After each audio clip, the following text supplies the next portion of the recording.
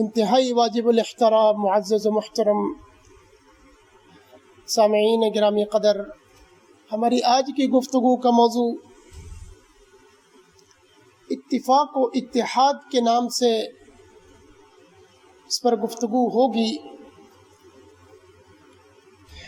یہ ٹاپک اور یہ مضمون انتہائی اہمیت کا حامل ہے۔ انفرادی اور اجتماعی، محلے، شہر اور ملک اور دنیا کی سطح پر ترقی کے سارے راز اسی عنوان میں شامل ہیں۔ جہاں جہاں اتفاق و اتحاد پایا جائے گا، وہ معاشرہ ہو،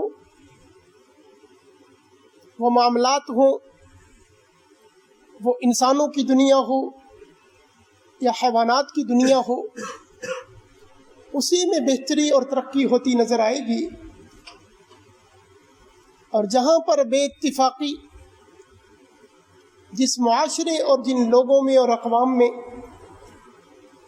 وہاں پر تنزلی اور پستی ان کا مقدر ہے۔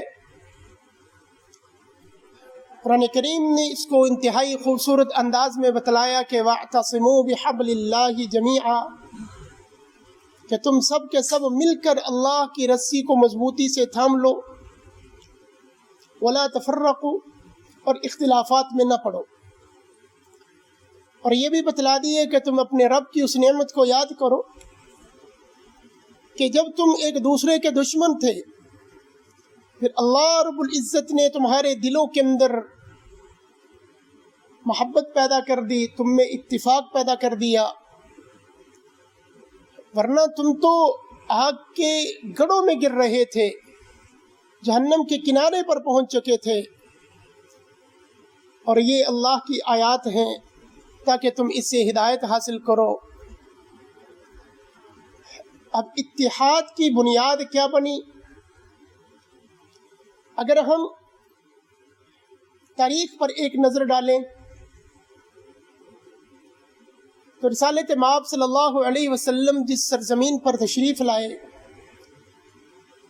اس وقت کا معاشرہ کیا معاشرہ تھا؟ ان کا سیاسی نظام کیا تھا؟ ان کا مذہبی نظام کیا تھا؟ ان کا معاشرتی نظام کیسا تھا؟ کچھ چیزوں میں ان میں اتفاق نظر آتا ہے اور کچھ چیزوں میں وہ مختلف نظر آتے ہیں، اختلاف نظر آتا ہے۔ جغرافیائی اعتبار سے وہ متحد تھے، یعنی عرب کے صحرا نشین تھے۔ مذہب کے اعتبار سے وہ متحد تھے کہ بتوں کی پرستش کرتے تھے۔ سیاسی اعتبار سے وہ متحد تھے کہ کسی دوسرے کی حکومت تسلیم نہیں کرتے تھے۔ زبان کے اعتبار سے وہ متحد تھے، وہ اپنے آپ کو عرب سمجھتے تھے اور اپنے علاوہ ہر ایک کو گونگا اور عجمی کہتے تھے۔ ان اتحادات کے باوجود، ان اتفاقات کے باوجود ان کے آپس میں جنگ و جدل تھا، آپس میں لڑائی اور جھگڑے تھے، قتل و غارت تھا، بے انتہا جہالت تھی۔ تو اس کی اگر بنیادی وجوہات پر نظر ڈالی جائے تو یوں سمجھ آتا ہے کہ انہوں نے توحید کو چھوڑا اور رسالت کو چھوڑا۔ اس وجہ سے ان میں اختلاف پیدا ہوا، کیونکہ مختلف معبودان کی جو عبادت ہے وہ کسی ایک نقطہ پر جمع نہیں ہونے دے گی۔ کچھ لوگ کچھ کو خدا مان رہے ہوں گے، کچھ چیزوں کو، اور دوسرے لوگ دوسری چیزوں کو الہ اور معبود مان رہے ہوں گے۔ تو ایک قوم دوسری قوم کے معبود کا، الہ کا انکار کرے گی تو ان میں اتحاد و اتفاق نہیں ہو سکتا تھا۔ قرآن کریم نے اس کو خوبصورت انداز میں یوں بتلایا کہ لو کان فیہما آلہۃ الا اللہ لفسدتا، کہ زمین میں اگر ایک سے زیادہ معبود ہوتے، ایک سے زیادہ الہ ہوتے تو یہ زمین فساد سے بھر جاتی۔ تو اس کی بنیادی وجہ یہ تھی کہ ایک معبود کے نہ ہونے کی وجہ سے وہ آپس میں جنگ و جدل کا ان کا ماحول رہتا تھا۔ اور پھر جب رسول اللہ صلی اللہ علیہ وسلم تشریف لائے تو آپ نے آ کر جو سب سے پہلی دعوت دی تھی تو وہ اس بات کی دعوت تھی کہ کئی سارے معبودوں کا انکار کر کے ایک الہ، ایک معبود کو مان لیا جائے، تو پھر یہ جھگڑے اور اختلافات ختم ہو سکتے ہیں۔ تو پھر ہوا بھی ایسا ہی۔ وہ حضرات جن کو ہم نے بعد میں صحابہ کرام کے القابات سے یاد کیا، جب رسول اللہ صلی اللہ علیہ وسلم کی دعوت پر لبیک کہتے ہیں تو پھر ان کے خاندانی اختلافات بھی ختم ہوئے، پھر ان کے معاشی اختلافات بھی ختم ہوئے، پھر ان کے لسانی معاملات بھی ختم ہوئے۔ ایک بات پر وہ متفق کہ اللہ وحدہ لا شریک، اللہ ایک معبود ہے، اسی کو الہ مانا جائے۔ تو آپس میں ان کا اتفاق و اتحاد اس قدر مضبوط ہوا کہ یہ تھوڑی تعداد میں ہونے کے ساتھ اپنی قلت کے وجہ سے بھی بڑے بڑے کارنامے انہوں نے سر انجام دیے، اور پھر آپس میں یہ ایسے شیر و شکر ہوئے، ایسے متفق و متحد ہوئے، پھر دنیا نے ان جیسی مثالیں نہ اس سے پہلے پڑھی اور نہ اس سے بعد کہیں ملتی ہیں۔ مکہ المکرمہ سے مسلمان ہجرت کر کے مدینہ طیبہ جا رہے ہیں، مدینہ والے ان کو ویلکم کر رہے ہیں، وہ انصار بن رہے ہیں، وہ مددگار بن رہے ہیں۔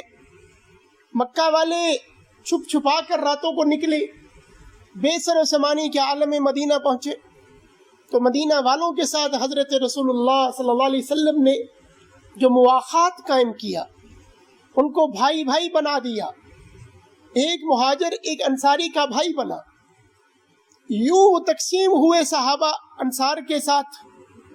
تو انصار کی جماعت نے اس قدر ایثار کی مثال قائم کر دی، ایسا نمونہ پیش کر دیا کہ بنو نذیر کا جب مال غنیمت آتا ہے، تقسیم کی بات آئی،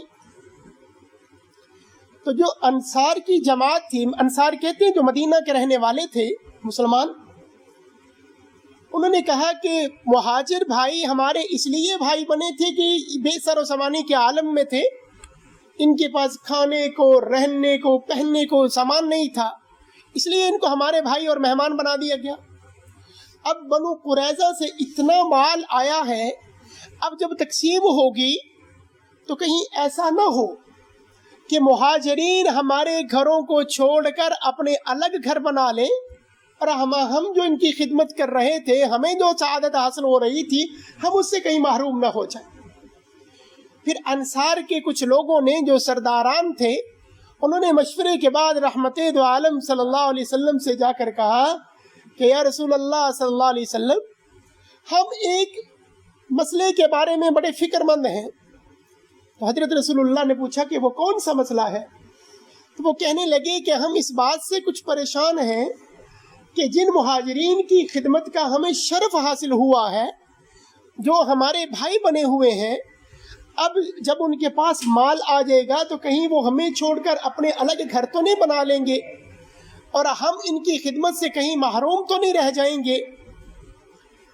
تو آپ ایسا کیجئے کہ بنو قریظہ سے آنے والا سارا مال جو ہے وہ آپ مہاجرین میں تقسیم کر دیں، ہمیں ان میں سے کچھ بھی نہ دیجئے، لیکن مہاجرین سے یہ درخواست ہے کہ وہ ہمارے گھروں کو چھوڑ کر نہ جائے، وہ ہمارے گھروں کو چھوڑ کر نہ جائے۔ ہماری ہم ان کی توجہ کے مستحق ہیں، ان کی توجہ چاہتے ہیں۔ اس قدر اتفاق کہ جن پر خرچ کیا جا رہا ہے، کوشش یہ ہے کہ یہ ہمارے گھر سے ہماری مہمانی کو ختم کر کے نہ جائے۔ غزوہ یرموک ہے، یرموک کی ایک جنگ ہے دور دراز کے علاقے میں۔ ایک صحابی پانی لے کر نکلے اور اپنے کسی رشتہ دار کے لیے کہ کہیں زخمی پڑا، کہیں مل جائے گا تو میں پانی پلا دوں گا۔ جب یہ وہاں پر پہنچتے ہیں تو اپنے بھائی کو جب دیکھا کہ وہ زخمی ہیں، پانی کی طلب رکھتے ہیں، ان کو پانی پلانے کے لیے بڑے تو قریب ہی ایک اور صحابی نے بھی پانی کی درخواست کی، تو بھائی سے کہتا ہے کہ مجھے چھوڑ دیں، آپ اس دوسرے بھائی کو جو انصاری ہیں یا مہاجر ہیں، آپ ان کو پانی پلا دیجئے، ان کو زیادہ ضرورت ہے۔ وہ دوسرے کے پاس پہنچتے ہیں تو تیسرے کی آواز آتی ہے تو وہ تیسرے کے پاس بھیج دیتے ہیں۔ الغرض یہ تینوں صحابہ کرام ایک دوسرے پر ایثار کرتے ہوئے، ایک دوسرے پر جان نچھاور کرتے ہوئے، تینوں چاروں کی شہادت کا جام نوش فرماتے ہیں، لیکن دوسرے بھائی کی ضرورت کو اپنی ضرورت پر ترجیح دیتے ہیں۔ قرآن کریم نے جو کہا وَاعْتَصِمُوا بِحَبْلِ اللَّهِ جَمِيعًا، اس کی جو چلتی پھرتی مثال وہ حضرات صحابہ اکرام ہیں۔ انہوں نے اس کو اس قدر مضبوطی سے تھاما کہ کہیں اختلاف ان کے ہاں نظر نہیں آتا، کہیں وہ مختلف نظر نہیں آتے۔ اسی لیے انہوں نے 313 ہو کر 1000 کا مقابلہ کیا، 700 ہو کر احد میں 3000 کا مقابلہ کیا، 30,000 کی تعداد میں 2 لاکھ رومی فوج کے ساتھ مقابلہ کیا۔ اس کی وجہ یہ تھی ہر ایک دوسرے کے بارے میں محبت رکھتا تھا، آپس میں اتفاق تھا، آپس میں اتحاد تھا، دوسرے کے جذبات کی قدر تھی۔ تب اللہ نے اس چھوٹی سی جماعت کے ساتھ بڑے بڑی فتوحات سے ان کو سرفراز کیا۔ حضرت علامہ اقبال رحمہ اللہ کیا خوب فرماتے ہیں کہ ہمارا اللہ بھی ایک ہے، رسول بھی ایک ہے، اور مکہ اور مدینہ بھی ایک ہے، کتاب بھی ایک ہے، تو کیا ہی اچھا ہوتا اگر مسلمان بھی آپس میں ایک ہوتے، کیا ہی اچھا ہوتا کہ یہ آپس میں اتفاق و اتحاد سے رہتے۔ قرآن کریم نے آج جو تقسیمیں چل رہی ہیں اس کا بہت پہلے سد باب فرما دیا تھا۔ مثلا کہیں تقسیم تو ملکوں کے اعتبار سے ہے، یہ جو ملکوں کی باؤنڈریاں بنی، یہ جو بارڈرز بنے، الگ الگ مملکتیں قائم ہوئی، یہ بھی اختلاف کی ایک بڑی وجہ بنی۔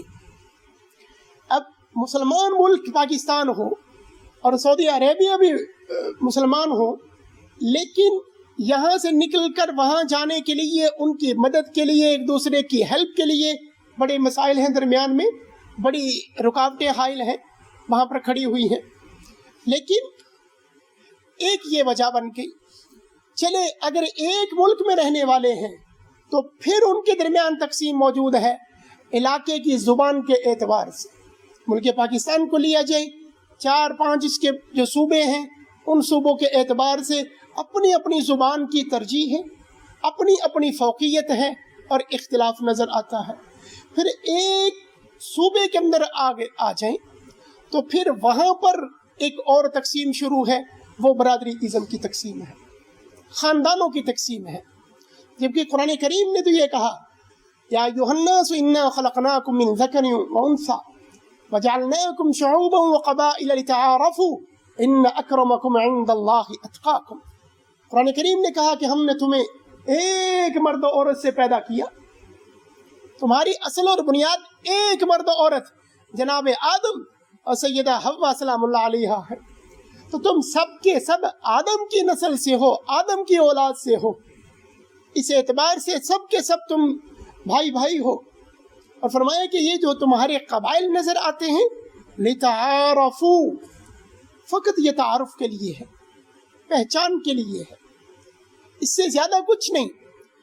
کامیابی اور ناکامی کا معیار کسی برادری پر نہیں ہے، کامیابی اور ناکامی کا معیار کسی زباندانی پر نہیں ہے، کامیابی اور ناکامی کا معیار کسی مملکت، کسی ملک کے رہنے والے پر نہیں ہے۔ حضرت رسول اللہ صلی اللہ علیہ وسلم نے خطبہ حجۃ الوداع میں کہ اس قدر خوبصورت انداز میں ان سارے کے سارے اختلافات کو چند جملوں کے اندر مٹا دیا تھا کہ لا فضل لعربی ولا عجمی، بھائی کسی عربی کو اس وجہ سے کہ وہ عربی بولتا ہے، کہ وہ قرآن کی زبان ہے، وہ رسول اللہ صلی اللہ علیہ وسلم کی زبان ہے، وہ اہل جنت کی زبان ہوگی، تو صرف عربی زبان بولنے کی وجہ سے کوئی شخص کامیاب نہیں ہو سکتا۔ کسی عربی کو عربی بولنے کی وجہ سے کسی عجمی پر کوئی فضیلت حاصل نہیں ہے، اور کسی اسود کو ابیض پر یعنی کالے کو گورے پر یا گورے کو کالے پر کسی قسم کا کی کوئی فضیلت حاصل نہیں ہے، سوائے اس چیز کے کہ وہ اللہ سے ڈرنے والا کتنا ہے۔ جو تقوی اختیار کرے گا، جو اللہ کا خوف رکھے گا، اللہ کے ہاں بس وہ کامیاب ہے، وہ کامران ہے، اور وہ فائز ہوگا، اور اس کو اللہ کریم اپنے انعامات سے نوازیں گے۔ تو یوں اختلافات کی خلیج بڑی کہ کبھی خاندان کی وجہ سے، کبھی ملکوں کی وجہ سے، کبھی علاقوں کی وجہ سے، اور کبھی زبانوں کی وجہ سے، اگر ان ساری چیزوں سے نکل کر ایک چیز پر اتفاق ہو جائے، اور وہ ہے لا الہ الا اللہ محمد الرسول اللہ۔ جیسے ہمیں حج کے موقع پر ساری دنیا سے آئے ہوئے مسلمان ایک وقت میں ایک جگہ پر ایک لباس اور ایک حالت میں نظر آتے ہیں، جیسے مسجد میں آتے ہی ساری برادریاں بھی ختم، ساری زبانیں بھی ختم، سارے خاندان بھی ختم، بڑے مال اور عہدے بھی ختم، ایک صف میں سارے امیر اور غریب، پڑھے لکھے اور کم پڑھے لکھے، اور بادشاہ اور فقیر سب برابر ہیں۔ تو اگر یہی معاملہ یہ محلے کی سطح پر بھی ہو، خاندانوں کی سطح پر بھی ہو، گھروں کے اندر بھی ہو، تو کیسے ممکن نہیں ہے کہ یہ قوم بحیثیت اپنے اعمال اور اقوال کے دنیا میں فائق ہو جائے، اور دنیا میں سب سے زیادہ پہچانی جانے والی، اور ان کے اعمال کو دنیا فالو کرنے لگے۔ ہم اگر اسی اتفاق و اتحاد کی مثالیں بچپن سے پڑھتے اور سنتے آتے ہیں کہ وہ قطرے پانی کے جن کی کچھ اہمیت نہیں ہوتی، لیکن جب وہ ملتے ہیں تو وہ نہر بنتے ہیں، جب وہ ملتے ہیں تو پھر دریا اور سمندر بنتے ہیں، اور پھر وہ دریا اور سمندر اپنے کناروں سے نکل کر باہر چلے جاتے ہیں، اور اپنے راستے میں آنے والے بڑے بڑی رکاوٹوں کو اپنے ساتھ بہا کر لے جاتے ہیں، اور بڑے بڑے پہاڑوں کو وہ زیر کر دیتے ہیں۔ لیکن اگر ان کی حیثیت تب کہ جب وہ اتفاق سے چلے، وہ ایک جگہ پر جمع ہو۔ ایک ہے اختلاف اور ایک ہے مخالفت۔ اختلاف رائے ہونا یہ کوئی بری بات نہیں ہوتی، بس مخالفت نہ ہو۔ مثال کے طور پر مسجد بنانی ہو، ہمارے یہاں گفٹ یونیورسٹی میں ایک مسجد بڑی کی ضرورت ہو، اور وہ اس مسجد پر بات ہو کہ جی مسجد کہاں پر بنائی جائے، اور اس پر مشورہ لیا جائے، تو ایک رائے یہ آئے کہ ہمیں مین گیٹ کے قریب کہیں بنا لینی چاہیے کہ راستے میں گزرتے ہوئے لوگ بھی وہاں پر نماز پڑھ لیں، مسجد کے اس ماحول سے استفادہ کریں۔ یونیورسٹی کے طلبہ اور اساتذہ کی ایک بڑی تعداد ہے جو نماز پڑھنے والے ہیں، وہ بھی وہیں پر نماز ادا فرمائیں۔ ایک رائے یہ آ جائے کہ نہیں، چونکہ زیادہ اہتمام طلبہ اور اساتذہ کے لیے یہاں کی مینجمنٹ کے لیے ہے، تو وہ ہاسٹل کے قریب یا یہیں کہیں اس سائڈ پہ کسی جگہ بنا لی جائے، کوئی بات نہیں۔ ایک رائے یہ آ جائے کہ مسجد کے لیے کہ تیسرے فلور پہ ایک بڑی جگہ منتخب کر لی جائے۔ دیکھیے یہ ظاہری طور پر اختلاف ہے، اختلاف رائے ہے، اور یہ کوئی بری بات نہیں۔ لیکن جب مسجد بن جائے، جہاں بھی بن جائے، جس کی رائے پر بھی عمل ہو جائے، جہاں مسجد قائم ہو جائے، اب مسجد کے بننے کے بعد اب اس میں اختلاف کی گنجائش نہیں ہے۔ مسجد کے بنانے میں کہ کہاں، ہاں کوئی صاحب یہ کہیں کہ مسجد نہیں جی چرچ، یہ تو بنیادی اختلاف ہے، یہ تو نظریاتی اختلاف ہے، لیکن مسجد کا پھر ڈیزائن کیا ہو، کتنے دروازوں پر، کتنے ہال پر اختلاف ہو سکتا ہے، لیکن جب وہ قائم ہو جائے تو پھر اس میں اختلاف کی گنجائش نہیں ہوتی۔